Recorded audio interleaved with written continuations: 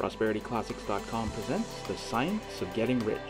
For full mastery of the principles contained within, download the study guide and follow along from ProsperityClassics.com.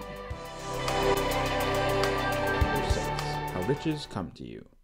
When I say that you do not have to drive sharp bargains, I do not mean that you do not have to drive any bargains at all, or that you are above the necessity for having any dealings with your fellow men.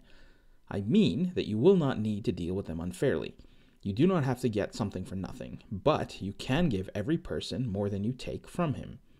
You cannot give everyone more in cash value, market value than you take from him, but you can give him more in use value than the cash value of the thing you have taken from him.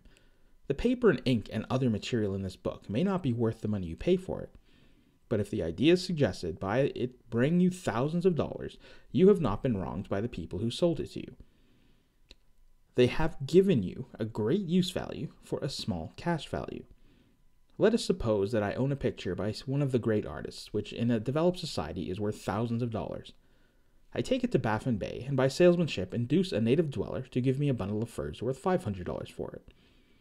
I have really wronged him, for he has no use for this picture. It has no use value to him. It will not add to his life. But suppose I give him a gun worth $50 for his furs. Then he has made a good bargain. He has use for the gun. It will get him many more furs and much food. It will add to his life in every way. It will make him rich. When you rise from the competitive to the creative plane, you can scan your business transactions very strictly. And if you are selling any person anything which does not add more value to his life, then the thing he gives you in exchange, you can afford to stop it. You do not have to beat anybody in business, and if you are in a business which does beat people, get out of it at once.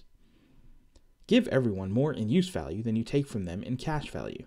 Then you are adding to the life of the world by every business transaction.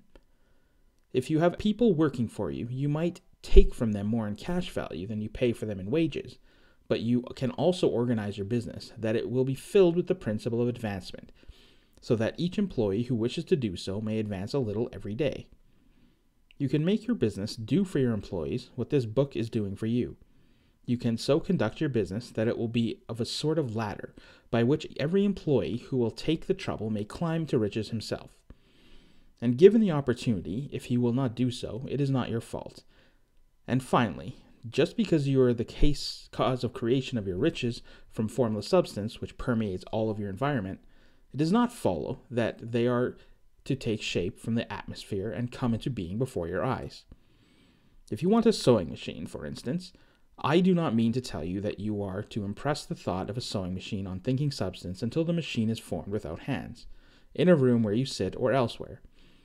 But if you want a sewing machine, hold the mental image of it with the most positive certainty that it is being made for you and it's on its way.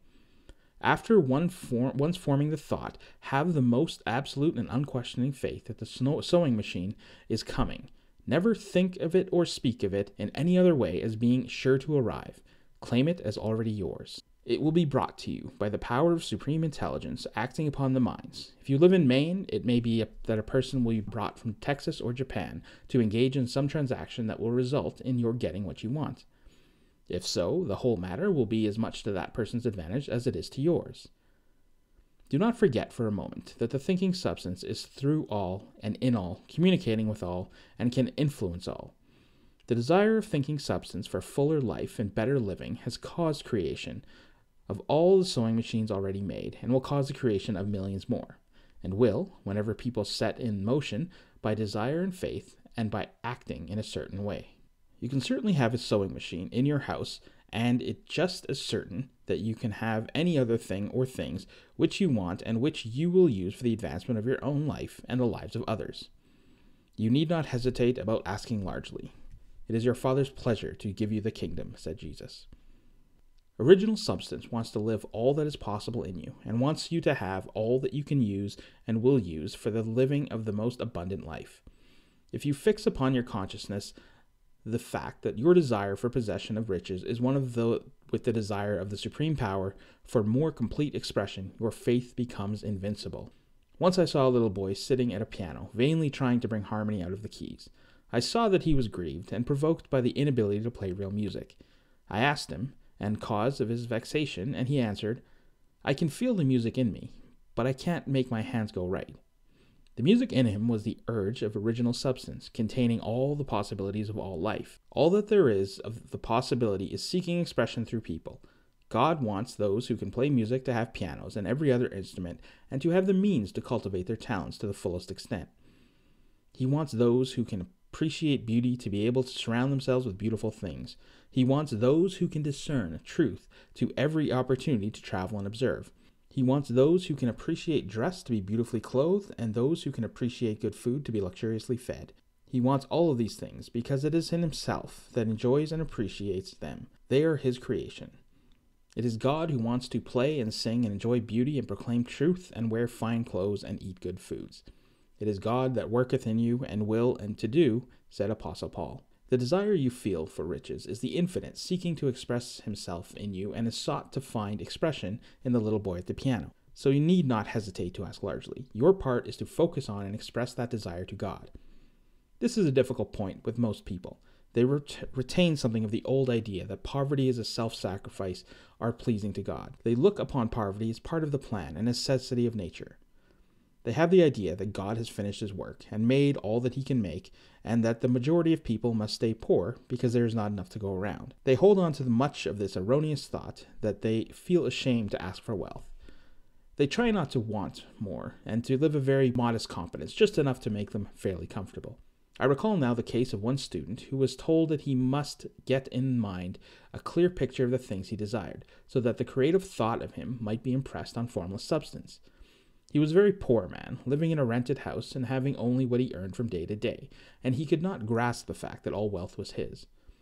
So after thinking the matter over, he decided that he must reasonably ask for a new rug for the floor of his best room and a coal stove to heat the house during the cold weather. Following the instructions given in this book, he obtained these things in a few months. And then it dawned upon him that he had not asked enough. He went through the house in which he lived and planned all the improvements he would like to make in it. He mentally added a bay window here and a room there until it was complete in his mind as his ideal home, and then he planned its furnishings. Holding the whole new picture in his mind, he began living in a certain way and moving towards what he wanted, and he owns the house now and is rebuilding it after the form of his mental image.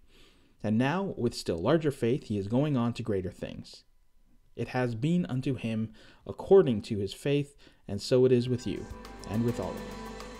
If you want to really master the science of getting rich, go to prosperityclassics.com and download your free Science of Getting Rich study guide, your free Science of Getting Rich audiobook, and your free Science of Getting Rich special meditation MP3.